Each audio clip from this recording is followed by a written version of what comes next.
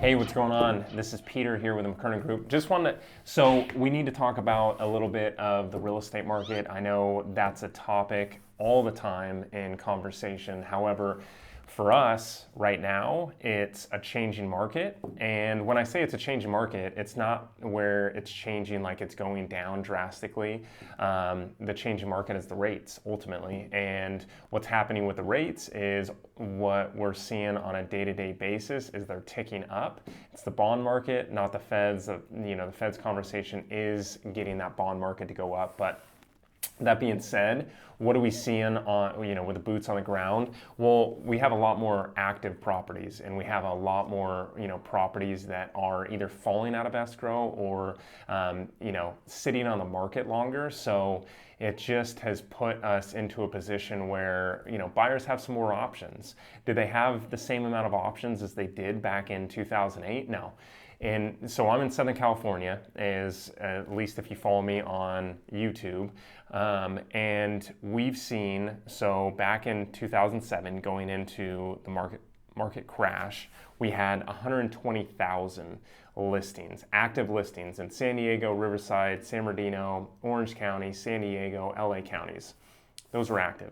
Right now, we have 19,000. So that being said, we still have a lot less inventory. We're not going into this crunch where, we're not going to know what's going on here in the next 2-3 years on if we're going to get out of this craziness. We still have an anemic level of inventory, which ultimately puts buyers still in that crunch where they're trying to throw in an offer and they're getting bid out, or they're trying to put in offers and they're ultimately not getting something accepted because there's still 5 or 6 offers or maybe 2 offers on properties. So that being said, the market is ultimately it's still getting some traction, especially if you're in the primary sector.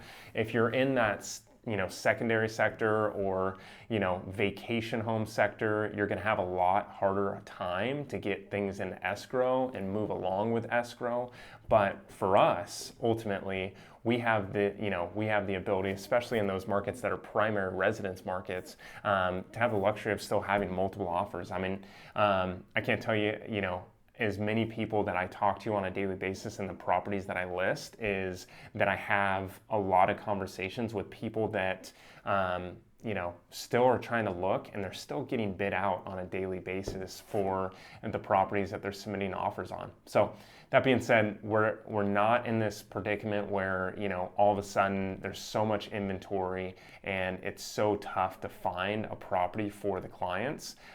What I see now is conditions always going to be one of those things, and price is always going to be one of those things. Didn't matter if we were super high in the market, that you still have those challenges. But at the end of the day, we're going to have, still a good market, and we're not going to get flooded with, 100,000 active listings. People are still slowly getting their houses on the market. It's currently 3rd week in May, and we still have, very few number of houses on the market comparatively to any summer on record. So we're at 2,000, and usually we're at about 4,500 to 5,500 houses that are listed actively on the market.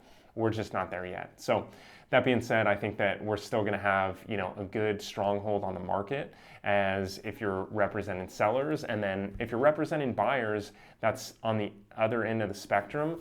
You're still going to have that challenge on getting offers accepted. So at the end of the day, just be aware of who you're working with, how they're working for you. If you're a buyer working with an agent, if you're a listing agent working with a seller, and all those things in between, make sure that you are setting the precedent and setting expectations up front. So thanks for watching, and if you guys have any comments or questions, leave a comment below.